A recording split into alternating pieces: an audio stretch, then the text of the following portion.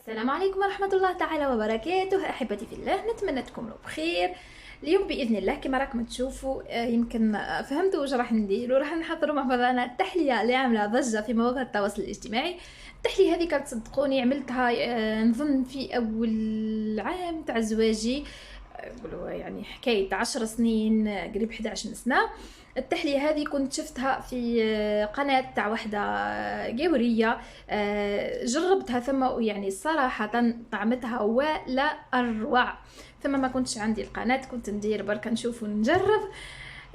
نديروها مع بعضنا. نروحوا مباشرة للمقادير. عندنا هنا كمية من الفراولة، عندي هنا بسكوي البودوار ولا لونغ دو شا، عندي الكريم شونتيي، وعندي شويه حليب، وعندي فريزه قصيتها رقيقه.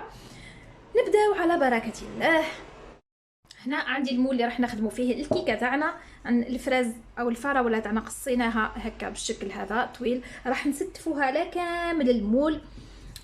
ندير طبقه منه يعني. وفي القاعده نكملها ونرجع لكم. هاو المول تاعي بعد ما درت فيه الفراز. هنا حاولوا تسدوا الفراغات هذوك، ما تخلوش حتى بلاصه باش من بعد الشونتي ما تخرج لكمش. واش نديروا دركا؟ نحطوا هذا على جنب. نطلعوا حوالي كاس وشويه تاع بودره الشونتي. انا هنا طلعت كاس وشويه بودره شونتي مع كاس تحليب بارد. وتقدروا تعوضوه بالكريمه هذه. انا حبيت بركا ندير الشونتي، وراح نزيد معاها كريم فريش، علبه تاع كريم فريش، وبطبيعه الحال حتى هي تكون بارده. نطلعهم ونرجع لكم ان شاء الله. هاي الكريمه تاعي جاهزه، شوفوا كيفاه ثقيله. هنا راح نضيف لها كميه الفراز اللي كنت قصيتها رقيقه. هنا الكريم فريش والفراز راح ينقصوا الحلاوه هذيك تاع الشونتيي، يعني يجي الطعم معتدل، خاصه للناس اللي ما تحبش الحلاوه ياسر كيما انا.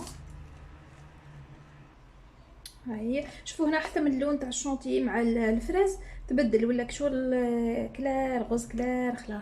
بركا نجو للمونتاج. نجيب المول تاعي، نحط المول تاعي وندير طبقه تاع الكريمه هكا. نحاول نريقلها بشويه هكا. من بعد نجيب الادوار. هذا مع ذوق فراز.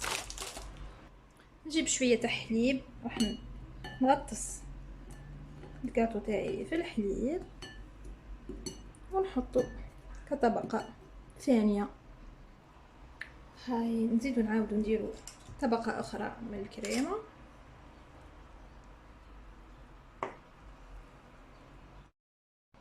دركا نجو للطبقة الأخيرة. هنا راح نعمل الطبقة الأخيرة تاعي تكون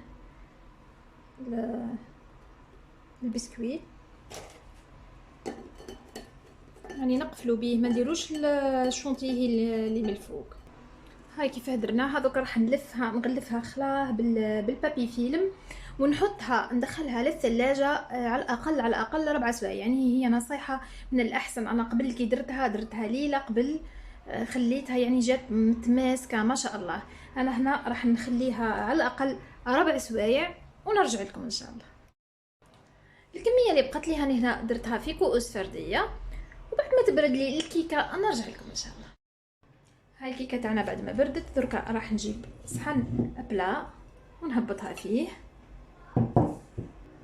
ها هي بعد ما هبطتها لازم هنا ضروري يكون صحن بلا بالشكل هذا باش تجيكم شكلها مليح. دركا راح نقسمها ونعدها لكم. نقسموها مع بعضها. بسم الله.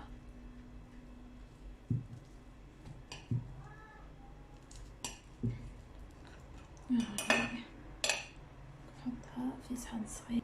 شوفوا شكلها زي تجي، صدقوني حتى طعمتها ما شاء الله. اللي ما زالت ما جربتهاش تجربها، باذن الله راح تعجبها.